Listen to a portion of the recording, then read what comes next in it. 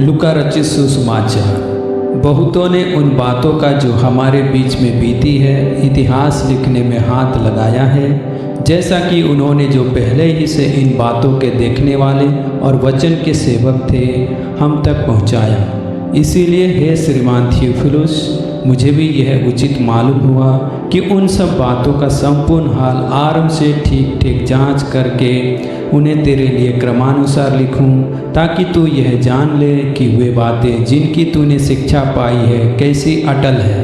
यहूदिया के राजा हेरोदेस के समय अबिय्याह के दल में जकरिया नाम का एक याजक था और उसकी पत्नी हारून के वंश की थी, जिसका नाम इलीशिबा था। वे दोनों परमेश्वर के सामने धर्मी थे और प्रभु की सारी आज्ञाओं और विधियों पर निर्दोष चलने वाले थे। उनकी कोई भी संतान ना थी, क्योंकि इलीशिबा बांझ थी और वे दोनों बूढ़े थे। जब वह अपने दल की पारी पर परमेश्वर के सामने याजक का काम करता था, तो याजकों की रीति के अनुसार उसके नाम पर चिट्ठी निकली कि प्रभु के मंदिर में जाकर धूप जलाए। धूप जलाने के समय लोगों की सारी मंडली बाहर प्रार्थना कर रही थी। उस समय प्रभु का एक स्वर्गदूत धूप की बेदी की दाहिनी ओर खड़ा हुआ उसको दिखाई दिया। जकरिया देखकर घबराया और उस पर बड़ा भय छा गया। परंतु स्वर्गदूत ने उससे कहा, हे जकरिया, भयभीत ना हो, क्योंकि तेरी प्रार्थना सुन ली गई है और तेरी पत्नी इलीशिबा से तेरे लिए एक पुत्र उत्पन्न होगा और तू उसका नाम यूहन्ना रखना।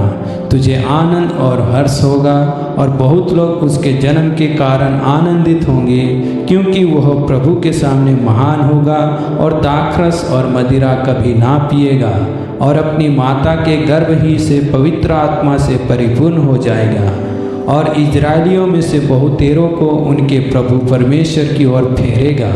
वह एलिया की आत्मा और सामर्थ में होकर उसके आगे आगे चलेगा कि पितरों का मन बाल बच्चों की ओर फेर दे और आज्ञा ना मानने वालों को धर्मियों की समझ पर लाएं और प्रभु के लिए एक योग्य प्रजा तैयार करें। जकरिया ने स्वर्गदूत से पूछा, यह मैं कैसे जानूं, क्योंकि मैं तो बूढ़ा हूँ और मेरी पत्नी भी बूढ़ी हो गई है। स्वर्गदूत ने उसको उत्तर दिया, मैं जिब्राइल हूँ जो उस परमेश्वर के सामने खड़ा रहता हूँ और मैं तुझसे बातें करने और तुझे यह सुसमाचार सुनाने को भेजा गया हूँ। देख, जिस दिन तक ये बातें पूरी ना हो ले उस दिन तक तू मौन रहेगा और बोल ना सकेगा, इसीलिए कि तूने मेरी बातों की जो अपने समय पर पूरी होंगी प्रतीति ना की। लोग जकरिया की बाट देखते रहे और अचंभा करने लगे कि उसे मंदिर में इतनी देर क्यों लगी। जब वह बाहर आया तो उनसे बोल ना सका, अतः वे जान गए कि उसने मंदिर में कोई दर्शन पाया है और वह उनसे संकेत करता रहा और गूंगा रह गया। जब उसकी सेवा के दिन पूरे हुए तो वह अपने घर चला गया। इन दिनों के बाद उसकी पत्नी इलीशिबा गर्भवती हुई और 5 महीने तक अपने आप को यह कह के छिपाए रखा, मनुष्यों में मेरा अपमान दूर करने के लिए प्रभु ने इन दिनों में कृपा दृष्टि करके मेरे लिए ऐसा किया है। 6वें महीने में परमेश्वर की ओर से जिब्राइल स्वर्गदूत गलील के नासरत नगर में एक कुमारी के पास भेजा गया, जिसकी मंगनी यूसुफ नामक दाऊद के घराने के एक पुरुष से हुई थी। उस कुमारी का नाम मरियम था। स्वर्गदूत ने उसके पास भीतर आकर कहा, आनंद और जय तेरी हो, जिस पर ईश्वर का अनुग्रह हुआ है, प्रभु तेरे साथ है।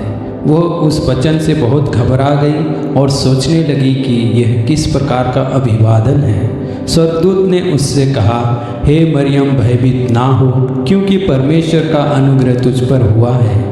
देख, तू गर्भवती होगी और तेरे एक पुत्र उत्पन्न होगा, तो उसका नाम यीशु रखना। वो महान होगा और परम प्रधान का पुत्र कहलाएगा और प्रभु परमेश्वर उसके पिता दाऊद का सिंहासन उसको देगा और वह याकूब के घराने पर सदा राज्य करेगा और उसके राज्य का अंत ना होगा। मरियम ने स्वर्गदूत से कहा, यह कैसे होगा, मैं तो पुरुष को जानती ही नहीं। स्वर्गदूत ने उसको उत्तर दिया, पवित्र आत्मा तुझ पर उतरेगा और परम प्रधान की सामर्थ तुझ पर छाया करेगी, इसीलिए वह पवित्र जो उत्पन्न होने वाला है परमेश्वर का पुत्र कहलाएगा। और देख, तेरी कुटुंबिनी एलीशिबा के भी बुढ़ापे में पुत्र होने वाला है। यह उसका जो बांझ कहलाती थी 6वां महीना है, क्योंकि जो वचन परमेश्वर की ओर से होता है वह प्रभाव रहित नहीं होता। मरियम ने कहा, देख मैं प्रभु की दासी हूँ, मुझे तेरे वचन के अनुसार हो। तब स्वर्गदूत उसके पास से चला गया। उन दिनों में मरियम उठकर शीघ्र ही पहाड़ी देश में यहूदा के एक नगर को गई और जकरिया के घर में जाकर एलीशिबा को नमस्कार किया। ज्यों ही एलीशिबा ने मरियम का नमस्कार सुना, त्यों ही बच्चा उसके पेट में उछला और एलीशिबा पवित्र आत्मा से परिपूर्ण हो गई और उसने बड़े शब्द से पुकार कर कहा, तू स्त्रियों में धन्य है और तेरे पेट का फल धन्य है। यह अनुग्रह मुझे कहाँ से हुआ कि मेरे प्रभु की माता मेरे पास आई। देख, ज्यों ही तेरे नमस्कार का शब्द मेरे कानों में पड़ा, त्यों ही बच्चा मेरे पेट में आनंद से उछल पड़ा। धन्य है वो जिसने विश्वास किया कि जो बातें प्रभु की ओर से उससे कही गई वे पूरी होंगी। तब मरियम ने कहा, मेरा प्राण प्रभु की बड़ाई करता है और मेरी आत्मा मेरे उद्धार करने वाले परमेश्वर से आनंदित हुई, क्योंकि उसने अपनी दासी की दीनता पर दृष्टि की है। इसीलिए देखो, अब से सब युग युग के लोग मुझे धन्य कहेंगे, क्योंकि उस शक्तिमान ने मेरे लिए बड़े बड़े काम किए हैं। उसका नाम पवित्र है और उसकी दया उन पर जो उससे डरते हैं पीढ़ी से पीढ़ी तक बनी रहती है। उसने अपना भुजबल दिखाया और जो अपने आप को बड़ा समझते थे उन्हें तितर बितर किया। उसने बलवानों को उनके सिंहासनों से गिरा दिया और दीनों को ऊंचा किया। उसने भूखों को अच्छी वस्तुओं से तृप्त किया और धनवानों को छुछे हाथ निकाल दिया। उसने अपने सेवक इजराइल को संभाल लिया कि अपनी उस दया को स्मरण करे जो अब्राहम और उसके वंश पर सदा रहेगी, जैसा उसने हमारे बाप दादों से कहा था। मरियम लगभग 3 महीने उसके साथ रहकर अपने घर लौट गई। तब एलीशिबा के प्रसव का समय पूरा हुआ और उसने पुत्र को जन्म दिया।